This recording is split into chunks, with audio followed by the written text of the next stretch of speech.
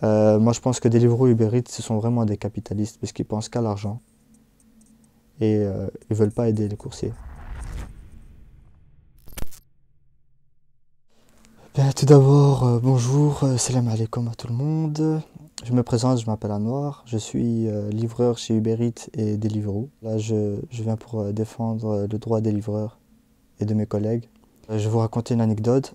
Dans un premier temps, en tant que livreur, j'ai eu une course à 62 cents car j'étais sur Woluwe, j'ai dû me déplacer jusqu'à Place du Petit Sablon. Déjà pour le temps de distance pour aller jusqu'au restaurant, on n'est pas payé. Mais en plus de ça, le temps d'attente que le restaurant fait, ça aussi on n'est pas payé, ça peut être 1 heure ou 2 heures. Et ce qui m'a pas plu, c'est que le client il habitait juste à côté du restaurant. Je ne sais pas si ça a été fait exprès. Et devinez combien j'ai été payé pour cette course. J'ai été payé 62 centimes pour cette course.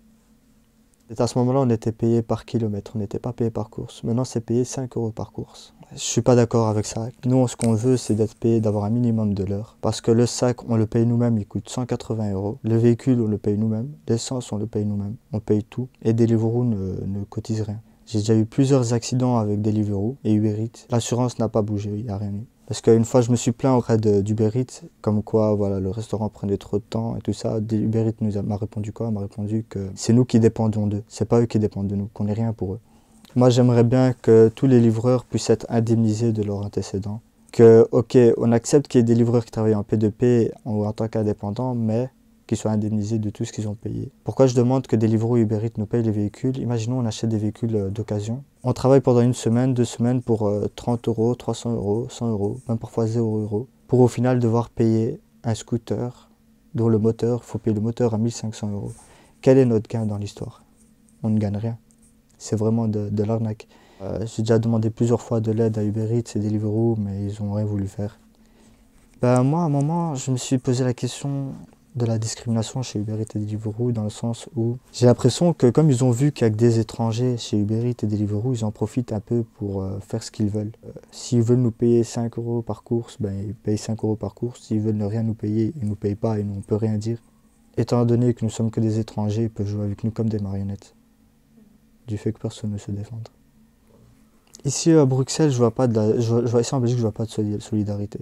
Je vois plus en France, la solidarité entre livreurs. Et ici, d'ailleurs, j'en ai parlé à plusieurs livreurs, mais il n'y a personne qui veut bouger, il n'y en a que quelques-uns.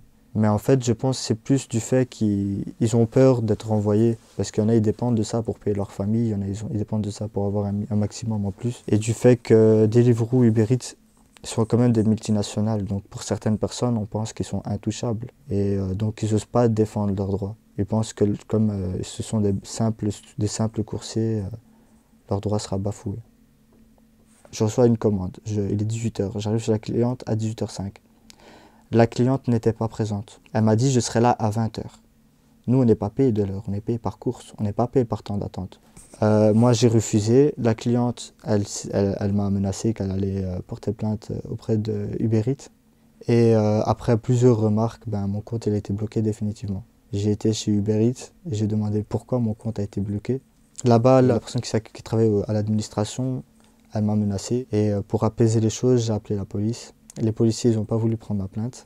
On est en train de poursuivre Deliveroo et Uber Eats au tribunal du travail donc en octobre. Et le syndicat est en train de m'aider. Et je remercie le syndicat car sans eux, je n'aurais jamais osé prendre la parole. Et je ne pense pas qu'on aurait pu m'aider pour ça. Parce que si le syndicat ne bouge pas, je pense que ça ne changera pas. Et il faut que les livreurs et les coursiers se battent pour leurs droits.